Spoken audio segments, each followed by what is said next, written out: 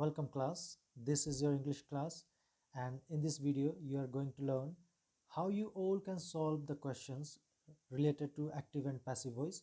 So please watch the video completely and subscribe the channel for such helpful videos for your English class. So let us get into the questions directly. तो active and passive voice के यहाँ पर आपके सामने 5 sentences मैंने आप लोगों के लिए लिया है, जो एक्चुअली में 5 MCQs हैं, multiple choice questions.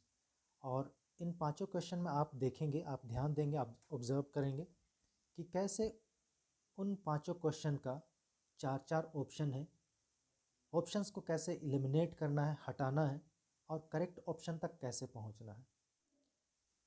Offline classes में मैंने आप लोगों को बताया है कि how you can transform active into passive voice और passive voice into active voice. चलिए हम देखते हैं, क्वेश्चन नंबर 1 लेते हैं। Question number 1, we have already done the exercise. जब आप क्वेश्चन पढ़ेंगे, क्वेश्चन पढ़ने के बाद सबसे पहला काम जो आपको करना है, इस क्वेश्चन वाले सेंटेंस का सब्जेक्ट, वर्ब और ऑब्जेक्ट आपको देखना है। तो what is the subject in this sentence? Subject is we, verb कौन सा है? डन, मेन वर्ब है डन और ये हैव है हेल्पिंग वर्ब। ऑलरेडी एडवर्ब है जो कि वर्ब का ही पोर्शन है, हेल्पिंग वर्ब, एडवर्ब और मेन वर्ब। ऑब्जेक्ट कौन सा है? The exercise. तो सब्जेक्ट हो गया, वर्ब हो गया और ऑब्जेक्ट, ये अपने अपने स्थान में है। And this is a complete English sentence, subject, verb and object. अब जब हम चेंज करते हैं पैसिव वॉइस में, आप लोगों को ऑफलाइन क्लासेस में मैंने बताया, ऑब्जेक्ट क्रॉस सब्जेक्ट क्या स्थान में चला जाता है, सब्जेक्ट क्रॉस चेंज हो जाता है और ऑब्जेक्ट क्या स्थान में चला जाता है, और ये वर्ब वाला पोर्शन जो है बीच में ही रह जाता है और टेंस के अकॉर्डिंगली ये चेंज होता है। तो ये इतना आप लोगों को पता है। आपने सब्जेक्ट, वर्ब और ऑब्जेक्ट में इसे डिवाइड किया। अब आपको देखना है कि ये सेंटेंस किस टेंस में है। वी हैव, हैव तो परफेक्ट में लगता है। Already done the exercise, have perfect में लगता है और चूंकि ये पास्ट में नहीं है, हैव का पास्ट होता है हैड, तो ये प्रेजेंट परफेक्ट टेंस में लिखा गया है। अब जब इसको चेंज करना है आपको, तो द एक्सरसाइज सब्जेक्ट के स्थान पर आ जाता है। ऑप्शन हम पहले पढ़ लेते हैं। Already the exercise has been done by us. ये ऑलरेडी जो है सबसे पहले यहाँ दिया गया है, इसका मतलब ये ए तो होगा ही नहीं। अब सेकंड ऑप्शन में हम आते हैं, ए को क्रॉस कर देते हैं। द एक्सरसाइज, यहाँ सब्जेक्ट के रूप में ये जो द एक्सरसाइज इंटरचेंज होकर आ रहा है, जो कि हमारा यही मेथड भी है। करेक्ट अभी तक तो लग रहा है। हैज़ क्योंकि एक्सरसाइज सिंगुलर है, हैज़ यहाँ यूज किया गया है हैव के बदले। ऑलरेडी सही जा रहा है अभी तक। चूंकि परफेक्ट टेंस को हम जब पैसिव में चेंज करते हैं तो बीन जरूर लगता है, तो ये बीन है, ये भी अभी तक सही लग रहा है। डन, डू का वर्ब 3 क्या होता है? डन। पैसिव चेंज करने में वर्ब 3 का ही यूज होता है, तो ये करेक्ट है अभी तक। डन बाय अस, क्योंकि वी चेंज हो जाता है बाय अस में। ये अभी तक परफेक्ट लगा। शायद दूसरे ऑप्शंस भी करेक्ट हो सकते हैं, देखते हैं चलिए। द एक्सरसाइज हैड बीन, ये यहाँ तो प्रेजेंट परफेक्ट टेंस है, तो ये हैड तो पास्ट हो गया, ये भी नहीं होगा। ए क्रॉस हो गया, सी क्रॉस हो गया, डी देख लेते हैं। The exercise is already done by us. Is, ये प्रेजेंट टेंस है, चूंकि यहाँ पर परफेक्ट टेंस है, प्रेजेंट में कैसे चेंज होगा? सो डी भी नहीं होगा, तो आपका यहाँ बचता है करेक्ट ऑप्शन बी। तो इस तरह आपको मिल गया correct option B, passive. Same process चलिए हम नंबर 2 में करते हैं। Question number 2, the students have been punished by the teacher for negligence of duty. बहुत सारे वर्ड्स ऐसे होंगे आपको समझ में नहीं आएंगे, वर्ड मीनिंग्स। लेकिन अगर वर्ड मीनिंग्स नहीं भी समझ में आ रहे हैं, आपको यहाँ करना क्या है, आपको स्ट्रक्चर ध्यान में देना है और टेंस ध्यान में देना है। तो चलिए हम पहले तो सब्जेक्ट वर्ब ऑब्जेक्ट जो कि बेसिक इंग्लिश स्ट्रक्चर है, सेंटेंस स्ट्रक्चर, वो देखते हैं। द स्टूडेंट्स, विद्यार्थी, हैव बीन पनिश्ड, सजा दिए जा रहे, बीन, हैव बीन जो अभी फर्स्ट सेंटेंस था पैसिव, अब यहाँ हैव और बीन दोनों लग रहा है, तो ये सेंटेंस तो पैसिव है, ऑब्वियसली ये क्लियर पता चल रहा है। सो ये पैसिव है, पैसिव को हमें एक्टिव में चेंज करना है, ये एक्टिव सेंटेंसेस है। अब ये थोड़ा सा टेढ़ी खीर लगता है इस तरह का सेंटेंस, फिर भी by the teacher for negligence of duty, negligence means ignore, subject verb object कर लेते हैं।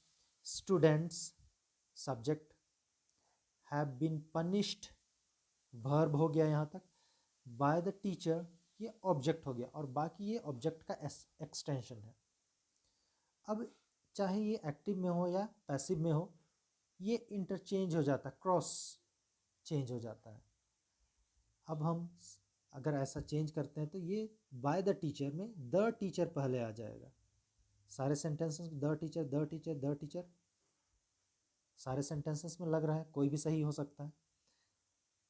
अब चेंज करना शुरू करते हैं, ऑप्शन नंबर ए को हम देखते हैं। The teacher has, okay, punished, क्योंकि ये पैसिव में ऑलरेडी है, हैव है क्योंकि ये स्टूडेंट्स प्लूरल है इसलिए हैव लगा है, टीचर है यहाँ ऑप्शन ए में इसलिए हैज़ यहाँ यूज़ हुआ है। पनिश्ड वर्ब 3 क्योंकि ये परफेक्ट टेंस है इसलिए वर्ब 3 है। द स्टूडेंट्स, ये द स्टूडेंट्स इधर आ गया है last, the teacher cross change हो गया है, समझ में आ रहा है। द टीचर पहले आ गया, द स्टूडेंट्स बाद में आ गया, बीच में वर्ब जो कि पैसिव में है वो एक्टिव में चेंज हो गया, तो ये यहाँ तक सही लग रहा है। For negligence of duty, last में जो ये एक्सटेंशन बन रहा है बच रहा है उसे यहाँ पर लगा दिया गया है। अभी तक तो ये ए सही लग रहा है। नेक्स्ट ऑप्शन देखते हैं। द टीचर हैड पनिश्ड, यहाँ पैसिव में पास्ट परफेक्ट नहीं है इसलिए ये हैड पनिश्ड तो होगा नहीं, क्रॉस।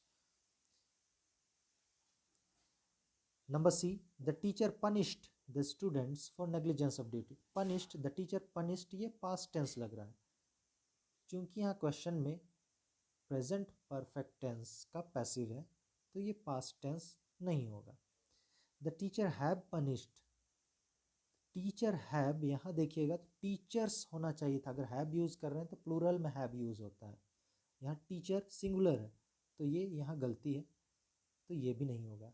इस तरह हम देखते हैं, पाते हैं option number A is the correct option of answer for number 2 question. अब नेक्स्ट क्वेश्चन नंबर 3 देखते हैं, मेरे साथ साथ आप लोग भी कोशिश कर सकते हैं। चलिए क्वेश्चन नंबर सी को हम ट्राई करते हैं। The Greeks expected, the Greeks means जैसे हम इंडियंस हैं, ग्रीक कंट्री के लोग ग्रीक्स कहलाते हैं। The Greeks expected to win the international trophy, Greek के लोग, ये सब्जेक्ट हो गए करने वाले, एक्सपेक्टेड आशा करते हैं, क्या करने का काम हो रहा है, वर्ब क्रिया काम, एक्सपेक्ट करने का, टू विन किस चीज़ को विन करने का, द इंटरनेशनल ट्रॉफी इस वस्तु को जीतने का। अब सब्जेक्ट वर्ब ऑब्जेक्ट हमारा मिल चुका है, अब किस टेंस में, अगर आप ध्यान से देखिएगा, the Greeks expected past tense है, वर्ब 2 है तो ये सिंपल पास्ट टेंस है। अब जब हम इसको चेंज करेंगे तो ये ऑब्जेक्ट क्रॉस सब्जेक्ट बन जाता है, सब्जेक्ट ऑब्जेक्ट में बदल जाता है, और ये वर्ब जैसे कि पास्ट टेंस है, सिंपल पास्ट टेंस है, उसके अकॉर्डिंगली चेंज होगा। आइए हम देखते हैं, चेंज करते हैं। हमारा subject verb and object, object के रूप में द इंटरनेशनल ट्रॉफी सामने आना चाहिए, it was expected option A में है तो ये गलत हो जाएगा। The international trophy number B, तो ये इधर आ रहा है, इसलिए सही हो सकता है, लेकिन आगे हम सेंटेंस में देखते हैं। The international trophy was expected, was क्योंकि ये सिंपल पास्ट टेंस है इसलिए वॉज लगाया गया है, करेक्ट है। एक्सपेक्टेड, एक्सपेक्ट का वर्ब 3 होता है, एक्सपेक्टेड ये भी सही लग रहा है अभी तक। इंटरनेशनल, दी इंटरनेशनल ट्रॉफी सही है, वॉज सही है, एक्सपेक्टेड तक सही है। टू बी वॉन, क्योंकि टू विन ये वर्ब वन है, जबकि यहाँ पर पास्ट में चेंज हो रहा है वॉज, तो ये भी वॉन में चेंज हो जाएगा, इसलिए टू बी वॉन। ग्रीक्स, तो बाय द ग्रीक्स, ये ऑप्शन बी सही लग रहा है अभी तक में, तो बी को हम सही कर देते हैं। ऑप्शन सी भी हम चेक कर लेते हैं। इट वॉज एक्सपेक्टेड दैट, ये नहीं होगा क्योंकि द इंटरनेशनल ट्रॉफी ऑब्जेक्ट सबसे पहले आना चाहिए, तो सी भी करेक्ट नहीं है, इसको क्रॉस कर देते हैं। Next number D, it was expected bye the Greeks, ये भी सही नहीं है क्योंकि ऑब्जेक्ट पहले आना चाहिए, जैसे कि ऑप्शन नंबर बी में द इंटरनेशनल ट्रॉफी पहले आया है। तो इस तरह हम देखते हैं कि हमारा ऑप्शन बी करेक्ट पैसिव है। एक्टिव सेंटेंस है, the Greeks expected to win the international trophy, option number B सही है। जो पैसिव ये है, the international trophy was expected to be won by the Greeks. ये हुआ हमारा क्वेश्चन नंबर 3। प्रोसेस आप लोग देखते जाइए, प्रोसेस जरूरी है, कौन सा प्रोसेस हम पहले कर रहे हैं। Question number 4, we will not allow them to run away, ये हमारा क्वेश्चन है। और हम देखते हैं सबसे पहले प्रोसेस में सब्जेक्ट वर्ब ऑब्जेक्ट हम ढूंढते हैं। We will not allow them to run, करने वाला कौन है, अलाउ चाहे नॉट अलाउ, वी सब्जेक्ट क्या काम कर रहा है, नॉट अलाउ कर रहा है, यानी कि वर्ब है काम, क्रिया नॉट अलाउ। किनको नॉट अलाउ, देम ऑब्जेक्ट, और क्या करने के लिए, भागने नहीं देने के लिए। सब्जेक्ट वर्ब एंड ऑब्जेक्ट आपको मिल गया है। सेकंड काम जो आप प्रोसेस करते हैं, इसके टेंस को आप पता करते हैं, क्योंकि जब यहाँ विल है तो विल किस टेंस में लगाया जाता है, ऑब्वियसली फ्यूचर टेंस में, तो ये सिंपल फ्यूचर टेंस है, फ्यूचर कंटिन्यूअस भी नहीं है। सब्जेक्ट वर्ब ऑब्जेक्ट मिल चुका है, अब हम इसको क्रॉस चेंज इंटरचेंज करते हैं, वर्ब बीच में आ जाता है। ऑब्जेक्ट मेन है देम, देम ऑब्जेक्ट दे में चेंज हो जाता है, तो हम देखेंगे हर सेंटेंस जो ऑप्शन है हमारे पास दे से शुरू होते हैं, तो कोई भी ऑप्शन सही लग रहा है, कोई भी ऑप्शन इनमें से सही हो सकता है। अब ऑप्शन नंबर ए देखते हैं पहले, दे विल तो विल ही में चेंज होगा, नॉट ही रहेगा। बी अलाउड, क्योंकि फ्यूचर टेंस में हम देखे थे, हमने देखा था विल के साथ बी हो जाता है और वर्ब 3 अलाउ का अलाउड हो गया। To run away by us, we by us में चेंज हो जाता है। अभी तक तो सब कुछ सही लग रहा है, फिर भी देखते हैं दूसरे ऑप्शंस को भी चेक कर लेते हैं। Number B, they would, will कभी वुड में चेंज नहीं होता है पैसिव में, तो ये ऑब्वियसली नंबर बी गलत है। Number C, they are not allowed, are तो लगेगा नहीं क्योंकि ये फ्यूचर टेंस है, विल का ही कोई ऑप्शन होना चाहिए, सी भी इनकरेक्ट है। Number D, they were not allowed to run, were भी नहीं लगेगा क्योंकि विल ही लगना चाहिए क्योंकि फ्यूचर टेंस है। तो इस तरह हम देखते हैं ऑप्शन नंबर ए सही है, बी गलत है, सी गलत है, डी गलत है। हमारा ऑप्शन करेक्ट ऑप्शन मिल चुका है, answer number A. Last question हम देखते हैं number 5, she is reading the book every day, she is reading the book every day, reading करने का काम हो रहा है, यानी कि रीडिंग वर्ब है। कौन रीड कर रही है, करने वाला कौन है, करता कौन है, सब्जेक्ट शी। अब वर्ब भी मिल गया, सब्जेक्ट भी मिल गया, किस चीज़ को रीड कर रही है, द बुक, ऑब्जेक्ट हमारा हो गया बुक, एवरी डे, अब ये हमारा एडवर्ब हो गया। एवरी डे ये रीडिंग करने का काम किस तरीके से हो रहा है, एवरीडे, रोज दिन, एडवर्ब है। अब हमारा पैसिव में चेंज करने की आवश्यकता है हमें। ऑब्जेक्ट सब्जेक्ट बन जाएगा, शुरू में आ जाएगा, और सब्जेक्ट ऑब्जेक्ट में बदल जाएगा, और बीच का verb according to tense change होगा। आइए हम चेंज करते हैं सब्जेक्ट, वर्ब एंड ऑब्जेक्ट। तो हमारा मेन ऑब्जेक्ट है द बुक। द बुक पहले आना चाहिए, हर ऑप्शन में द बुक पहले है, कंफ्यूज मत हो जाइएगा। अगर ऐसा दिखाई देता है तो आपको आगे सेंटेंसेस को पढ़ना चाहिए। ऑप्शन नंबर ए के सेंटेंस को पढ़ते हैं। द बुक इज करेक्ट है।